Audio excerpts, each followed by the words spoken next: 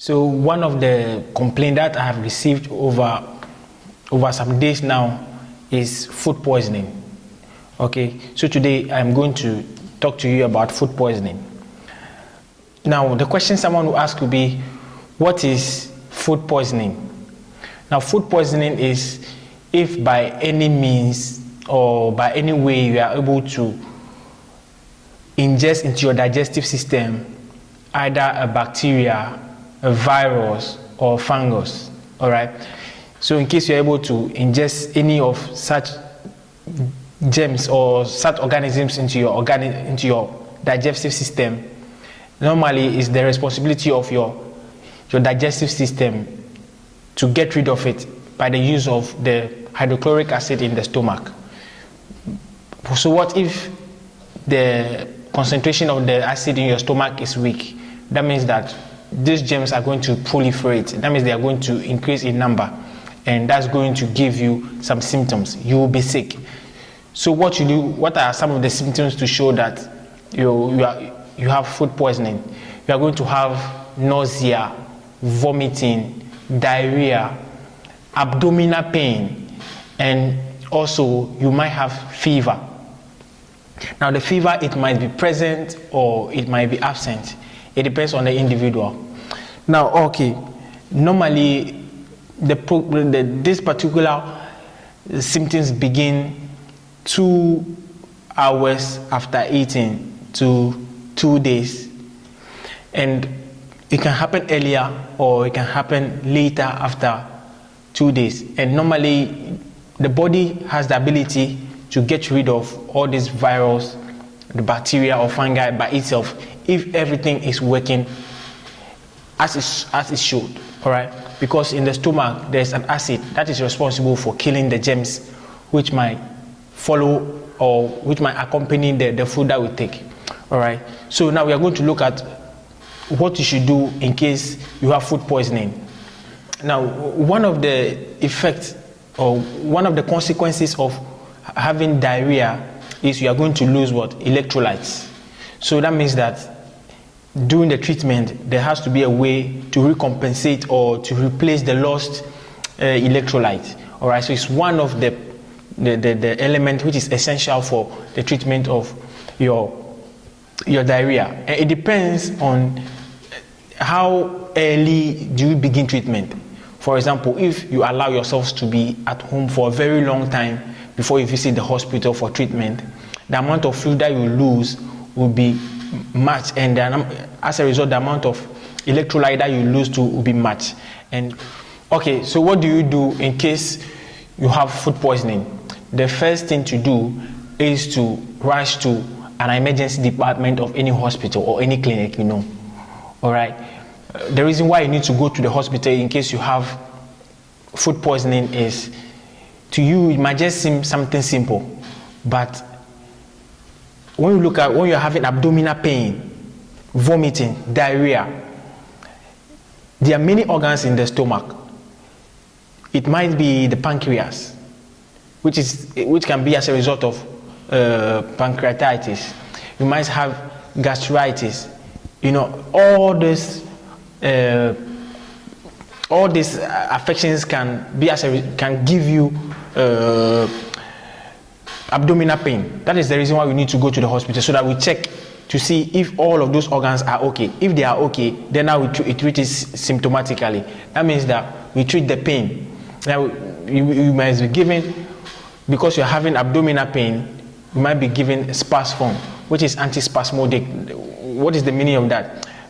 Because of the inflammation happening in your intestines, your intestine is contracting, and it's the contraction of the intestines that is giving you the pain you are feeling. So it is necessary that we give you by intravenously a substance that will stop the intestine from contracting and giving you pain. So you'll be injected with what?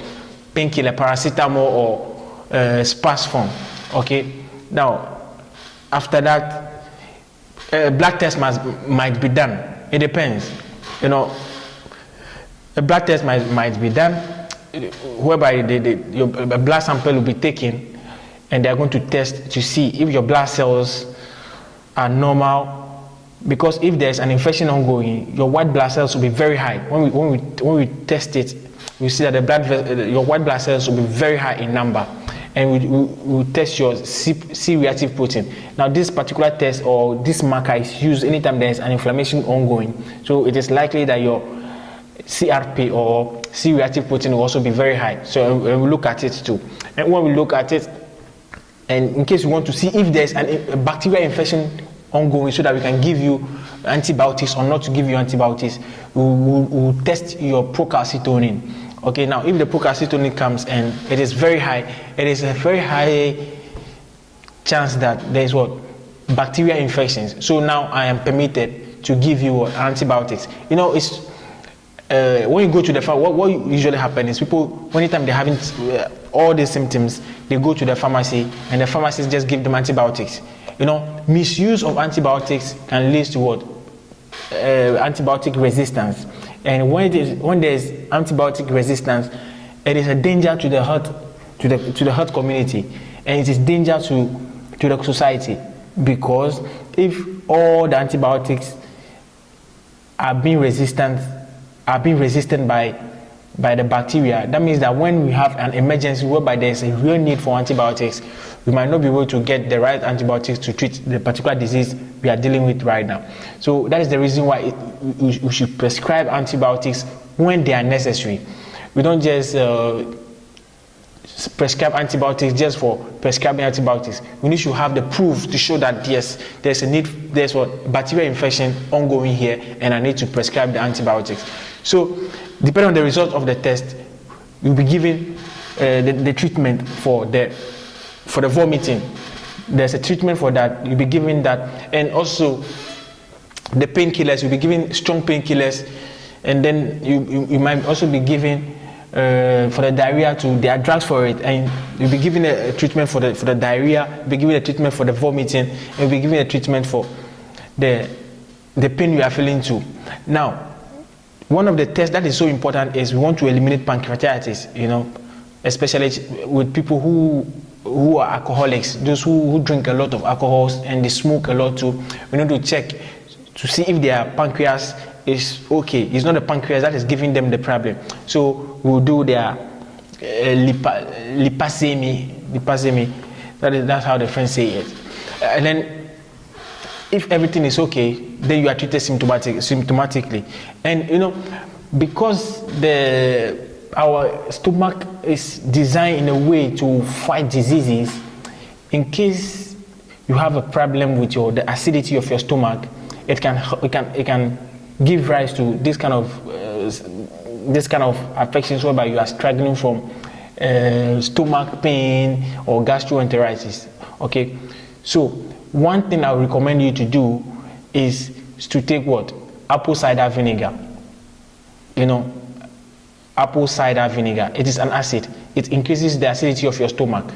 In that way, anytime you eat something which is by accident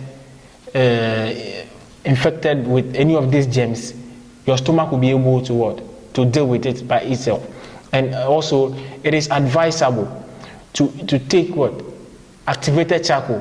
You know, there are drugs around which contain activated charcoal. When you come to our clinic, we have a lot of drugs that we prescribe, whereby we treat this particular affection with activated charcoal. You know, it helps a lot to reduce. It serves as a sponge, whereby it absorbs all the poison from the intestine, and you'll be good. All right. So, when I visit us at Clinic Asalam, I'll see you in another video. And if this is the first time you ever watching me, remember to subscribe to the channel. All right. I hope to see you in another video. Bye bye.